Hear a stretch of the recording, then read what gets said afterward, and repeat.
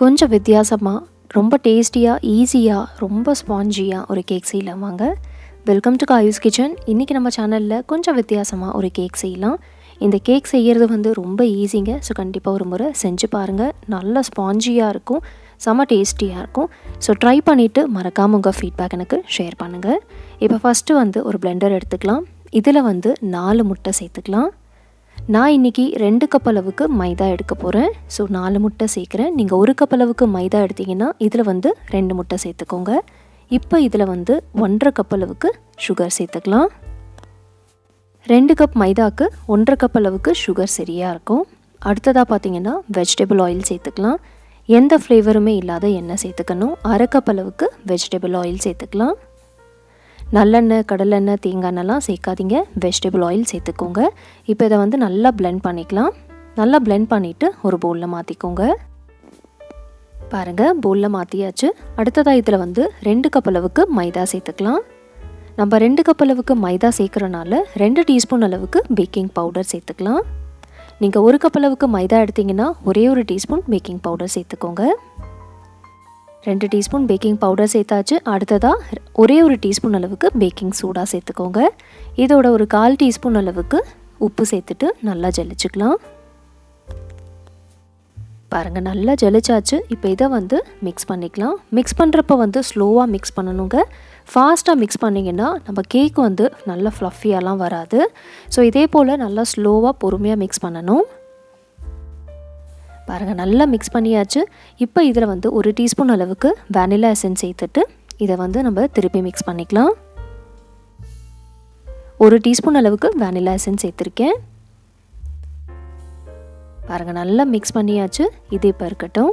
அடுத்ததாக பார்த்திங்கன்னா ஒரு பேன் எடுத்துக்கோங்க. இதில் 1 கப் அளவுக்கு பால் சேர்த்துக்கலாம்.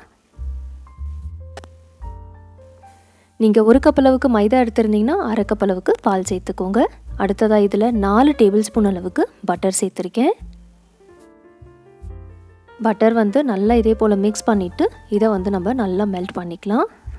நீங்கள் 1 கப் அளவுக்கு மைதா எடுத்திருந்தீங்கன்னா 2 டேபிள் ஸ்பூன் அளவுக்கு பட்டர் சேர்த்தா போதும். ஸோ மெஷர்மெண்ட் நீங்கள் பார்த்து எடுத்துக்கோங்க.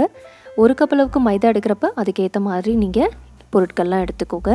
இப்போ இந்த பால் நல்லா கொதிச்சாச்சு. பட்டரும் நல்லா மெல்ட் ஆன பிறகு இந்த பால் பட்டர் மிக்சரை பேட்டரில் எடுத்து சேர்த்துட்டு திருப்பி நல்லா மிக்ஸ் பண்ணிக்கலாம். மிக்ஸ் பண்ணுறப்ப ஸ்லோவாக மிக்ஸ் பண்ணுங்கள், ஃபாஸ்ட்டாலாம் மிக்ஸ் பண்ணாதீங்க. இப்போ பார்த்தீங்கன்னா நல்லா மிக்ஸ் பண்ணியாச்சு. பேட்டரோட கன்சிஸ்டன்சி பாருங்கள், இந்த அளவுக்கு இருக்கணும். நல்லா க்ரீமியாக பேட்டர் ரெடியாக இருக்குது. இது இப்போ இருக்கட்டும்.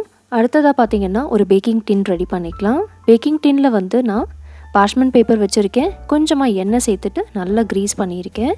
இப்போ இதில் நம்மளோட பேட்டர் சேர்த்துக்கலாம். பேட்டரை சேர்த்துட்டு இதை 2 இல்லை 3 முறை நல்லா டேப் பண்ணிக்கலாம். ஏதாவது ஏர் பபிள் இருந்தால் அது வெளியில் வந்துடும். இப்போ வாங்க இதை நம்ம பேக் பண்ண வச்சிடலாம். இன்றைக்கி நான் அவனில் தாங்க பேக் பண்ண போகிறேன். அவனில் பேக் பண்ணுறதுக்கு முன்னாடி ஒரு 10 மினிட்ஸ்க்கு அவனை ப்ரீஹீட் பண்ணிவிட்டு 180 டிகிரி செல்சியஸில் பேக் பண்ண போகிறோம். 35 to 40 மினிட்ஸில் பேக் ஆகிடும். இந்த பேக்கிங் டின் கொஞ்சம் பெருசாக இருக்கிறனால நான் இன்றைக்கி பேனில் பேக் பண்ண போகிறது இல்லை.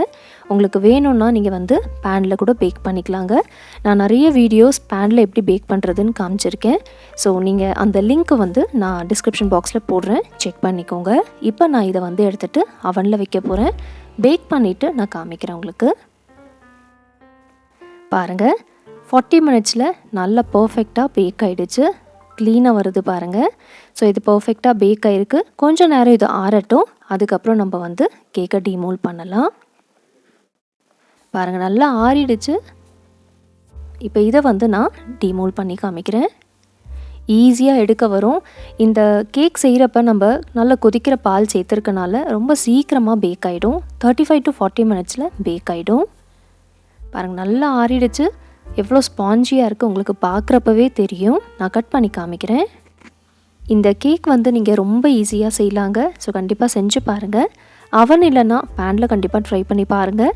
பேனை ஒரு 10 மினிட்ஸ்க்கு மீடியம் ஃப்ளேமில் ப்ரீஹீட் பண்ணிவிட்டு அதில் ஒரு ஸ்டாண்ட் வச்சுட்டு இந்த கேக் டின் அதுக்கு மேலே வச்சுடுங்க. நல்லா டைட்டாக கவர் பண்ணிவிட்டு லோ ஃப்ளேமில் வச்சுட்டு ஒரு 35 to 40 மினிட்ஸில் நீங்கள் செஞ்சு பாருங்கள். ரொம்ப ஈஸியாக செய்யலாம்.